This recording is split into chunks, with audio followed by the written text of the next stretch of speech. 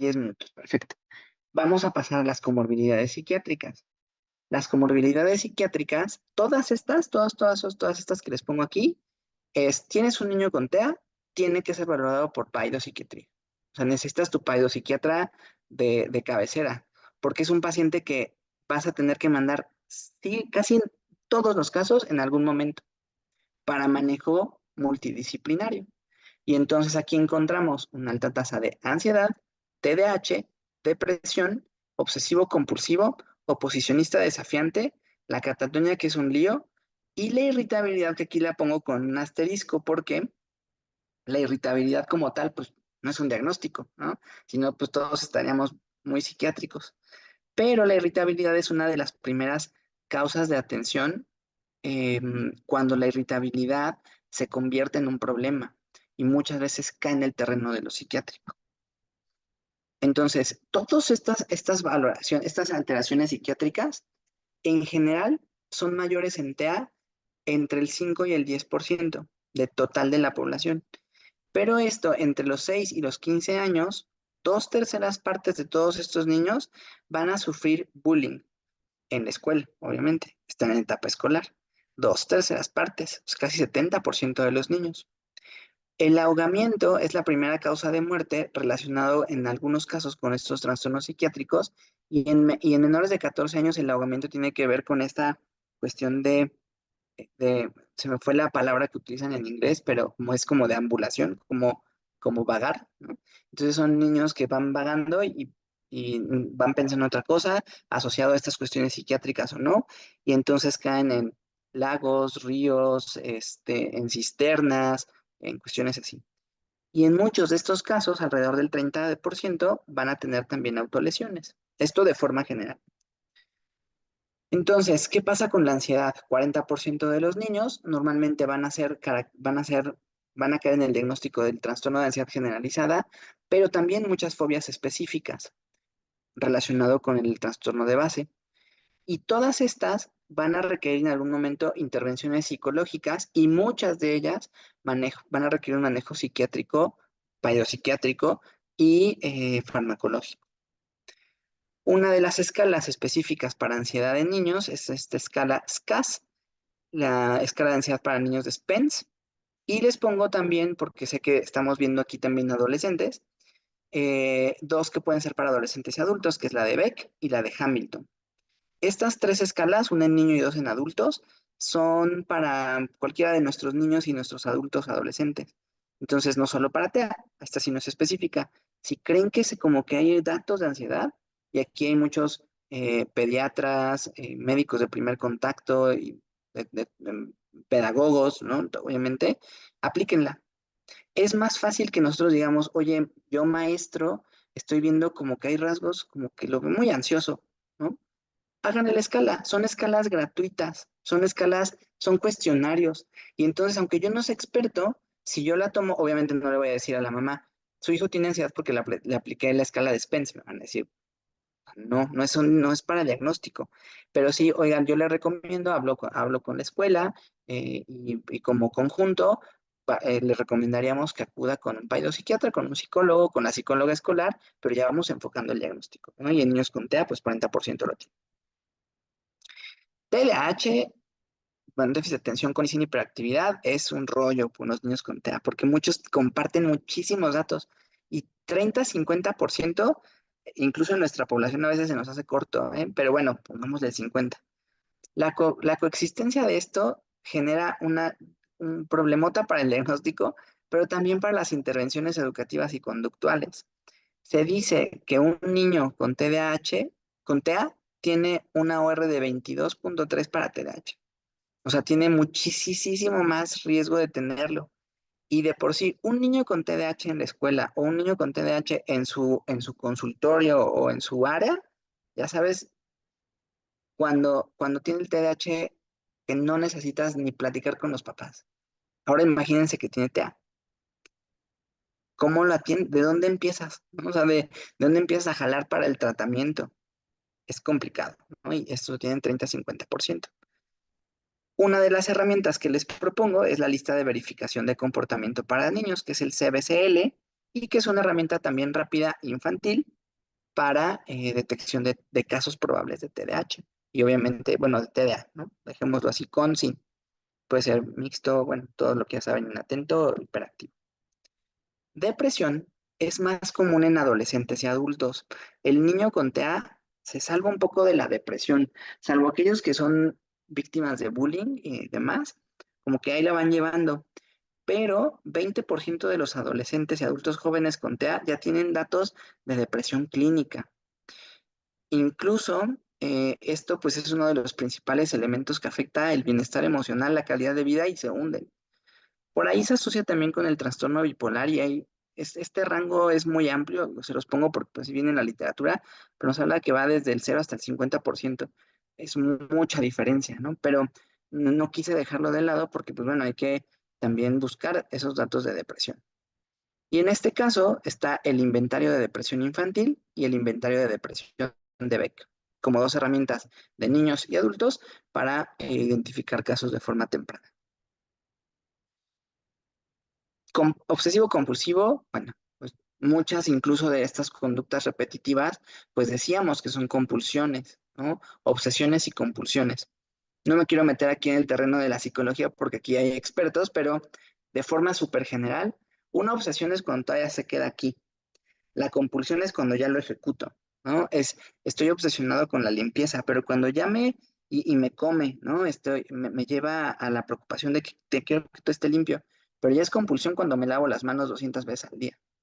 Entonces van como de la manita, simplificándolo muchísimo. 17% de los individuos con TEA tienen diagnóstico que cumplen criterios clínicos, bueno, criterios para TOC, ¿no? Para obsesivo compulsivo. Y esto va a ser sobre todo en aquellos niños que tienen predominio de los comportamientos repetitivos que decíamos en estas esferas diagnósticas iniciales. Una de las escalas que se proponen y que se han visto muy comúnmente como positivas es la Y-Box o la escala de Yale Brown. Esta es una escala que se puede utilizar de forma sencilla y pues te puede dar ahí también datos hacia el obsesivo compulsivo. El oposicionista desafiante, el trastorno oposicionista desafiante, es menos común, pero en cuanto a su pronóstico es mucho peor. Estas son conductas disruptivas, desafiantes y que obviamente pues le afectan a los papás, a los maestros y demás. Y estos normalmente van a requerir de un manejo tanto psicológico como psiquiátrico mucho más intenso. La catatonia, em, les decía, es un rollo porque siendo muy realistas y platicándolo con compañeros en varios lugares, ¿cuántas personas, o sea, fuera de los psiquiatras que estén a lo mejor ahorita conectados, en sus hospitales, en sus consultorios, cuántos pacientes han visto que tengan diagnóstico de catatonia? Yo les puedo decir que, o sea, en 12, 13 años, nunca me han referido un paciente por catatonia, pero el DSM-5 incluso lo pone como un criterio. Debes de poner con o sin catatonia. Es rara en niños, se presenta más en adultos adolescentes. Y por eso les digo que es un rollo, porque incluso muchos no se ponen todavía de acuerdo. Y bueno, ya aquí si hay psiquiatras nos van a decir, sí, en el último congreso ya dijeron sí, pero cuando lo buscamos y cuando lo tratamos de armar incluso para un resumen así, no es tan sencillo. Son problemas de movilidad y expresión que afectan la funcionalidad y siempre van a requerir manejo especializado. Uno de los elementos diagnósticos que son más comúnmente asociados es esta escala de Bush-Francis, por sus siglas BFCRS, y manejan buen de signos de catatonia. La almohada psicológica, que es estos pacientes que están en esta posición como si trajeran una almohada, ambitendencia, anomalías de voluntad, aversión, bloqueo, catalepsia, combatividad, ecolalia, ecopraxia, estereotipias, estupor y bueno, todas estas, ¿no? Paratonía, flexibilidad seria, que es esto como que se quedan en posiciones este, forzadas, anormales, lenguaje no fluente, impulsividad, inmovilidad, verborrea, verbigeración, rigidez, retiro, negativa para comer, beber, reflejo de aprensión forzada, perseveración, palidalia, obediencia automática, negativismo, Mitgegen y Mitmachen, muecas, mutismo. O sea, ese es todo, ¿no? Son muchísimas cosas. Estos que les pongo aquí de lado son los síntomas catatémeos de una revisión que se hizo en el 2000 en Colombia y pues lo encontraron así: mutismo 73, catalepsia 67, negativismo, abstinencia. O sea, son muchísimos y a pesar de que son así muchísimos, pues poco común, ¿no? Esto de la catatonia. Pero bueno, pongámoslo. La irritabilidad. Irritabilidad más agresión, 25% de los niños. Y aquí hablamos de agresión a otros y a sí mismo. Pero cuando vemos de irritabilidad sin agresión, llega hasta el 50%. ¿Cómo podemos ver estas cuestiones de irritabilidad? Hay veces, recuerden que el niño de por sí todavía no aprende a manejar sus emociones. Incluso adultos neurotípicos, a veces nos cuesta, ¿no? Nos cuesta poder llevar estas cuestiones de irritabilidad. ¿A cuántas personas no conocen que en el tráfico son agresivos, con rabietas, desafiantes, ¿no?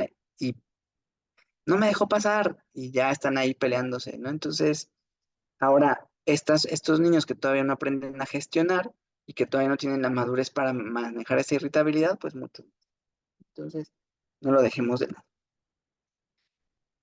Y hay dos: la esquizofrenia y la psicosis, que en el autismo, pero un poco más hacia los adultos, es más común, ¿no? 3.6 veces mayor que la población general. Recuerden que incluso el autismo, por eso ahora sí, autismo, estaba catalogado como un tipo de esquizofrenia infantil en sus inicios. Entonces hay una gran superposición tanto clínica como genética entre ambos, pero ya se han ido separando. Entonces la prevalencia ahora sí de esquizofrenia en adultos puede alcanzar un 18% en los adultos con TEA, contra un 1% de la población general. Entonces es muy común, independientemente de que hayan nacido casi de la misma familia, ya en la actualidad son dos diagnósticos distintos. Y la psicosis se ve hasta en un 14 a 39% de las personas con TEA, y aquí pues pueden estar síntomas psicóticos, delirios, alucinaciones, confusión, y aquí pues bueno, se necesitará una capacitación muy, muy profunda para poder identificar los casos, porque no es nada sencillo identificarlos por las condiciones de base de los pacientitos con TEA. Entonces, en resumen, todos estos que vemos ahorita en la pantalla son los que ahorita en 40 minutos revisamos así súper, súper rápido, que son comorbilidades clínicas, médicas o psiquiátricas que nuestros niños y niñas tienen. Más allá de el si tiene o no TEA, y que obviamente pues si estamos en esta plática es porque sí tiene, más allá de la cuestión de verbalidad y más allá de la cuestión de lo sensorial, ¿no? Y de todo lo que vimos hace un momento, que no se nos vayan. O sea, el punto aquí más importante con este panorama muy, muy rápido es que hay un buen de cosas que podemos identificar, y el niño que puede gestionar mejor la irritabilidad porque lo mandamos de forma temprana, que le controlamos por farmacológicamente o por medidas psicológicas, bueno, cognitivo-conductuales o TDAH, que ya lo está viendo el gastropedia o el pediatra para las cuestiones de sus trastornos gastrointestinales, que ya lo vio el RAI para las cuestiones motoras, que no tiene trastornos del sueño, le va a ir enormemente mejor que aquel niño que tiene no solo una de estas, sino varias de estas. Finalmente, les dejo los datos de contacto. En el QR que tiene el arbolito, es el Linktree con mis redes sociales y de contacto.